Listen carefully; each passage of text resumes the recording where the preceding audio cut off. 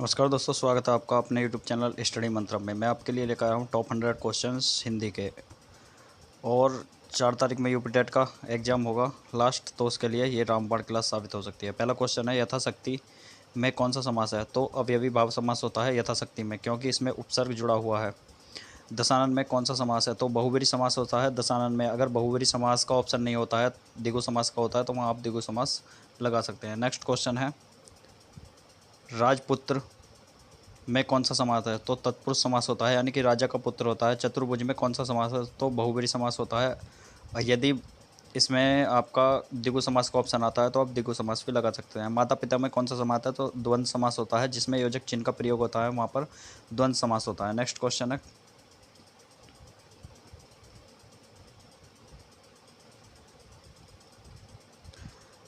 लंबोदर में कौन सा समास है? तो लंबोदर में होता है बहुब्रीहि समास, लंबा है उदर जिसका। नवग्रह में कौन सा समास है? तो द्विगु समास होता है नवग्रह में। चरण कमल में कौन सा समास है? तो कर्मधारय समास होता है चरण कमल में।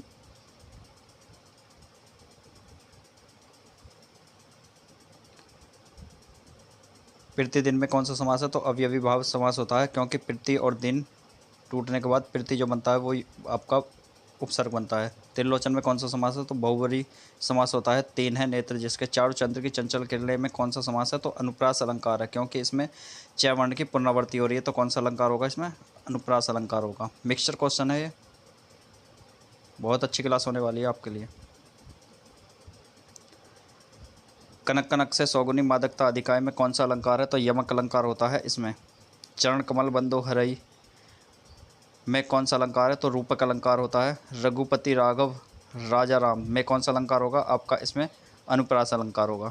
नेक्स्ट क्वेश्चन, पीपर पास सरिसमन डोला में कौन सा अलंकार है? तो उपमा अलंकार है पीपर पास सरिसमन डोला में। नेक्स्ट क्वेश्चन है, मनहु नीलमणि शैल पर आतप परियो प्रभात में कौन सा अलंकार है? तो उत्प्रेक्ष अलंकार है। जहाँ मनु जनु जानो ऐसे शब्द आते हैं तो वहाँ आँख मूंद कर लगा देना उत्प्रेक्ष अलंकार।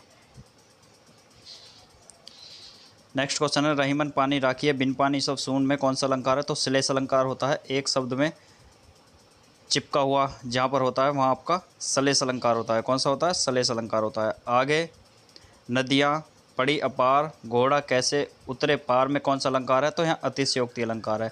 जहाँ किसी बात को बढ़ा चढ़ाकर बोला जाता है वहाँ अतिशयोक्ति अलंकार होता है। नेक्स्ट क्वेश्चन है, काली घटा का घमंड घटा में कौन सा अलंकार है? तो यमक अलंकार है काली घटा के घमंड घटा। मैया मैं तो चंद्र खिलौना लेहूँ में कौन सा अलंकार है? तो रूपक अलंकार है। नेक्स्ट क्वेश्चन है आपका, वीर रस का स्थायी भाव क्या होता है? वीर रस का स्थायी भाव होता है उत्साह। करुण रस का स्थायी भाव होता है शोक।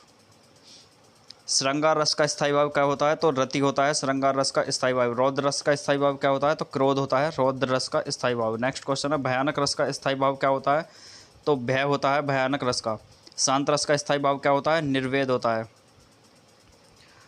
अद्भुत रस का स्थायी भाव क्या होता है? तो विस्मय या आश्चर्य होता है। विभत्स रस का स्थायी भाव क्या होता है? तो जुगुप्सा या घृणा होता है।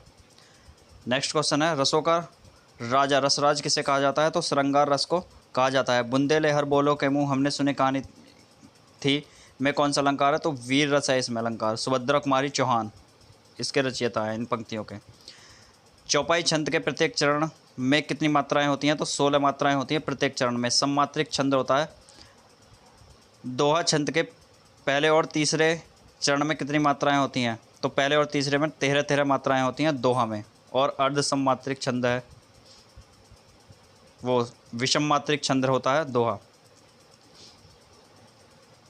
सौठा छंद किसका बिल्कुल उल्टा होता है? तो सौठा आपका दोहा का उल्टा होता है। किसका? दोहा का उल्टा। रोला छंद के प्रत्येक चरण में कितनी मात्राएं होती हैं? तो रोला में होती है 24 मात्राएं प्रत्येक चरण में। सममात्रिक छंद होता है।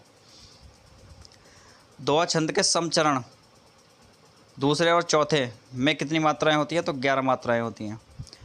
अंगूठा दिखाना मुहावरे का सही अर्थ क्या है? ऐन वक्त पर मना कर देना।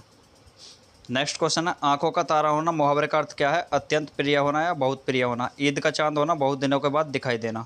नेक्स्ट क्वेश्चन है, दांत खट्टे करना मुहावरे का सही अर्थ क्या है? पराजित करना या हरा देना। अंधे की लाठी होना मुहावरे का सही अर्थ क्या है? एकमात्र सहारा होना। नेक्स्ट क्वेश्चन है क्वेश्चन नंबर 41 42, अधजल गगरी छलकत जाए लोकोक्ति का सही अर्थ क्या है? तो कम ज्ञान वाले का अधिक दिखावा करना। नेक्स्ट क्वेश्चन है, नाचने आंगन टेढ़ा लोकोक्ति का अर्थ क्या है? अपनी कमी छिपाने के लिए दूसरों में दोष निकालना। अमल और अनल शब्द युग का सही अर्थ क्या है? अनल का अर्थ होता है अग्नि। नेक्स्ट क्वेश्चन है, सूर्य का सही पर्यायवाची शब्द क्या है? तो दिनकर होता है सूर्य का पर्यायवाची शब्द। कमल का पर्यायवाची शब्द होता है पंकज होता है। बाकी बादल के हैं सब। बादल का सही पर्यायवाची शब्द है जलद। गंगा का पर्यायवाची शब्द होता है भागीरथी। अमृत का पर्यायवाची शब्द होता है पीयूष। और आकाश का सही पर्यायवाची शब्द होता है व्योम। रात्रि का सही पर्यायवाची शब्द कौन सा है? तो निशा होता है। निशा माने रात्रि होता है। दिवस जो होता है दिन का होता है। पंचवटी में कौन सा समास है? तो द्विगु समास होता है पंचवटी में। विद्याधन विद्यारूपी धन में कौन सा समास माना जाता है? तो कर्मधारय समास माना जाता है। पाप पुण्य में कौन सा समास है? तो पाप पुण्य में द्वंद्व समास है। गजानन में कौन सा समास होता है? तो गजानन में होता है बहुब्रीहि समास। तिरंगा में पहला पद संख्यावाचक है, इसमें कौन सा समास है? तो द्विगु समास होता है। द्विगुवाचक नहीं, द्विगु समास होता है। राधा कृष्ण में कौन सा समास है? तो राधा कृष्ण में द्वंद्व समास होता है। जेव कतरा जेव को कतरने वाला में कौन सा समास है? तो तत्पुरुष समास होता है। नीलकंठ में कौन सा समास होता है? नीलकंठ में बहुब्रीहि समास होता है। तरनी तनुज तट तमाल तरुवर बहुछाय में कौन सा अलंकार है? तो अनुप्रास अलंकार है। नेक्स्ट क्वेश्चन है, सुवर्ण को ढूंढत फिरत कवि व्यभिचारी चोर में कौन सा अलंकार है? तो श्लेष अलंकार है। मुख मयंक समु मंजू मनोहर में कौन सा अलंकार है? तो उपमा अलंकार होता है इसमें। ये याद कर लेना, जैसा का तैसा क्वेश्चन आता है रखा हुआ। तीन बेर खाती थी वे तीन बेर खाती थी में कौन सा अलंकार है? तो यमक अलंकार होता है इसमें। उदित उदयगिरी मंच पर रघुवर बाल पतंग में कौन सा अलंकार है? तो रूपक अलंकार होता है इसमें। हनुमान की पूंछ में लगन न पाई आग लंका सगरी जल गई में कौन सा अलंकार है? तो अतिशयोक्ति अलंकार है। जहाँ बात को बढ़ा चढ़ा कर बोला जाता है वहाँ कौन सा अलंकार होता है? अतिशयोक्ति अलंकार होता है। मानु माई घन अंतर्दामनी में मानो वाचक शब्द किस अलंकार का है? तो उत्प्रेक्ष अलंकार का होता है। मानु जनु जानू। हास्य रस का स्थायी भाव क्या होता है? तो हास्य रस का स्थायी भाव होता है हास। प्रिय पति वह प्राण प्यारा कहाँ है में कौन सा रस है? तो करुण रस है। विस्मय का आश्चर्य किस रस का स्थायी भाव है? तो अद्भुत रस का स्थायी भाव है। क्रोध किस रस का स्थायी भाव होता है? तो रौद्र रस का स्थायी भाव होता है क्रोध। नवरस नौरस अलावा 10वां रस किसे माना गया है? तो वात्सल्य रस को माना गया है। चौपाई किस प्रकार का छंद है? तो सममात्रिक छंद होता है चौपाई। दोहा किस प्रकार का छंद है? तो अर्ध सममात्रिक छंद होता है दोहा। सोरठा के दूसरे और तीसरे चरण में कितनी मात्राएं होती हैं? तो 13 मात्राएं होती हैं दूसरे और चौथे चरण में। छंद को पढ़ते समय आने वाले विराम को क्या कहते हैं? यति कहते हैं। क्या कहते हैं? यति कहते हैं। 9 2 11 होना मुहावरे का अर्थ क्या है? भाग जाना। 9 2 11 होना। चोर पुलिस को देखकर 9 2 11 हो गया। अपने मुँह मियाँ मिट्ठू बनना का अर्थ क्या है? अपनी प्रशंसा स्वयं करना। कलेजा ठंडा होना मुहावरे का सही अर्थ क्या है? संतोष होना या शांति मिलना। Next question number 78। घी के दिए जलाना मुहावरे का सही अर्थ क्या है? खुशियाँ मनाना। दांतों तले उंगली दबाना मुहावरे का अर्थ क्या है? आश्चर्यचकित होना।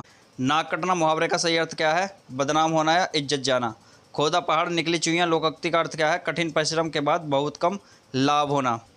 नेक्स्ट क्वेश्चन है, दूर के ढोल सुहावने लगते हैं लोकोक्ति का सही अर्थ क्या है? दूर से वस्तुएं अच्छी लगना। चोर की दाढ़ी में तिनका लोकोक्ति का सही अर्थ क्या है? तो दोषी व्यक्ति का हमेशा सशंकित रहना। नेक्स्ट क्वेश्चन है क्वेश्चन नंबर 84। एक पंथ दो काज लोकोक्ति का सही अर्थ क्या है? एक ही उपाय से 2 लाभ होना। घर का भेदी लंका ढावे लोकोक्ति का अर्थ क्या है? अपनी आपस की फूट से सर्वनाश होता है। आपस की फूट से अपना ही सर्वनाश होता है, जैसे कि विभीषण। जल का सही पर्यायवाची शब्द क्या होता है? नीर होता है जल। हवा का पवन होता है पर्यायवाची।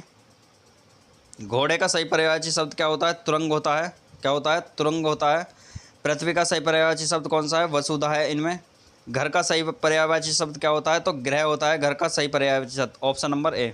नदी का सही पर्यायवाची शब्द क्या है? तो नदी का सही पर्यायवाची शब्द होता है सरिता। सिंह शेर का पर्यायवाची शब्द कौन सा है? तो केसरी है। तालाब का सही पर्यायवाची शब्द क्या है? तो सरोवर है तालाब का सही पर्यायवाची शब्द, ऑप्शन नंबर ए। हाथी का सही पर्यायवाची शब्द क्या है? तो गज होता है हाथी का। पक्षी का सही पर्यायवाची शब्द कौन सा है? खग है। राजा का सही पर्यायवाची शब्द क्या है? तो निरप होता है राजा का सही पर्यायवाची शब्द। मनुष्य का सही पर्यायवाची शब्द क्या है? मानव है। सोना स्वर्ण का सही पर्यायवाची शब्द क्या है? कनक है। संसार का पर्यायवाची शब्द इनमें से कौन सा है? तो जग होता है संसार का सही पर्यायवाची शब्द। आज की क्लास का लास्ट क्वेश्चन, क्वेश्चन नंबर 100। तो क्लास आपको अच्छी लगे तो लाइक शेयर और चैनल को सब्सक्राइब जरूर कर लेना। ईश्वर का सही पर्यायवाची शब्द क्या है? तो परमात्मा होता है ईश्वर का सही पर्यायवाची शब्द। तो ये टॉप 100 क्वेश्चन मैंने कराए हैं। पर्पज है आपका यूपी टेट क्लियर हो जाए। क्वेश्चन बहुत अच्छे हैं, एकदम रट लेना, एक बार देख जरूर लेना। क्लास आपको अच्छी लगे तो लाइक शेयर और चैनल को सब्सक्राइब करना। धन्यवाद, थैंक्स फॉर वॉचिंग।